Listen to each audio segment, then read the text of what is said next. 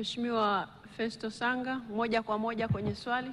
Mheshimiwa Waziri, kuimarisha timu ya taifa ni pamoja na kuhakikisha kwamba sheria na taratibu za michezo zinafuata nchini. Ligi yetu inaelekea mwisho, lakini kumekuwa na mvutano wa hizi timu mbili na viongozi wa TFF. Ipi kauli ya serikali?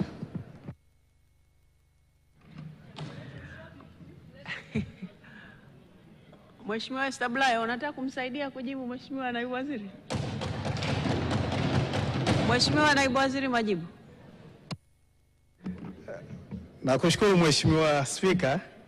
Kama ambavyo unafahamu, shughuli za mchezo wa mpira wa miguu zina mamlaka zake za kimataifa na za kitaifa, na tumekuwa tukisisitizwa mara kwa mara serikali kutoingilia moja kwa moja uendeshaji wa shughuli hizo ili kuepuka kuja pengine hata kufungiwa na FIFA katika nyakati hizi ambapo kitakwimu nchi yetu inafanya vizuri sana katika uendeshaji wa shughuli za mpira wa miguu.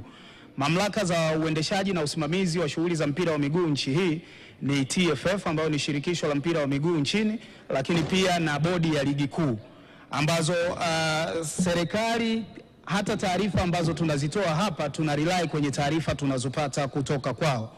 Kuhusu mchezo anaosema, tunafuatilia kwa karibu jinsi ambavyo mgogoro huu unaendelea kutatuliwa, lakini huku tukijaribu kwa kiwango kikubwa kabisa kutoingilia moja kwa moja maamuzi ya TFF na bodi ya ligi. Lakini tumekuwa tukifuatilia kwa karibu, eyes on hands off, huku tukisisitiza TFF na bodi ya ligi kufuata na kutekeleza kanuni na sheria ambazo wamejiwekea za uendeshaji wa mpira wa miguu. Kwa hivyo kifupi kabisa ni kwamba tunafuatilia jambo hili, lakini tukihakikisha kwamba hatuingilii moja kwa moja na kupelekea nchi yetu kufungiwa kwa vile mchezo wa mpira wa miguu unajiendesha wenyewe. Asante. Mheshimiwa Establaya, hebu sema unayosema kwenye kisemeo. Maana naona umekuwa naibu waziri wa michezo. Nilikuwa nasema kuhusiana taratibu na sheria ni pamoja na kupata ripoti kwa nini mchezo wa tarehe 8 haukuchezwa. Sasa wewe ndio ulikuwa unakataza ushabiki. Sasa hapo unataka ushabiki. Haya, wa Simba anayetaka kumjibu. Esther Matiko, mjibu. Nashukuru Mheshimiwa Spika.